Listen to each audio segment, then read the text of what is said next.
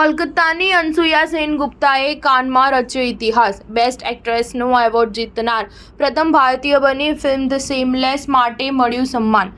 77મો કાન film festival દેશ માટે ખૂબ જ ખાસ બની રહ્યો છે। આ વર્ષે કોલકાતા સ્થિત અભિનેત્રી અનસુયા સેનગુપ્તાએ ફેસ્ટિવલમાં શ્રેષ્ઠ અભિનેત્રીનો એવોર્ડ જીત્યો છે। કાનના ઇતિહાસમાં તે પ્રથમ ભારતીય અભિનેત્રી છે જેને આ એવોર્ડથી સન્માનિત કરવામાં આવી છે। અનસુયાએ આ એવોર્ડ ફિલ્મ ધ સેમલેસમાં તેના અભિનય માટે મળ્યો છે। અનસુયાએ આ એવોર્ડ સમલૈંગિક સમુદાય અને વિશ્વભરના અન્ય હાંસિયામાં ધકેલાઈ ગયેલા સમુદાયોને સમર્પિત કર્યો છે। સ્ટેજ પર સ્પીચ આપતી વખતે એક્ટ્રેસે કહ્યું કે આ તમામ સમુદાયો બહાદુરીથી એક યુદ્ધ લડી રહ્યા છે જે તેમણે લડવું ન જોઈએ। તેમને સમાજમાં સમાન અધિકાર મેળવવા માટે લડવું પડશે। તેમણે નેટફ્લિક્સ શો મસાબા માટે પ્રોડક્શન ડિઝાઇનર તરીકે પણ કામ કર્યું છે। કોલકાતાની રહેવાસી અનસુયા આ દિવસોમાં ગોવામાં રહે છે।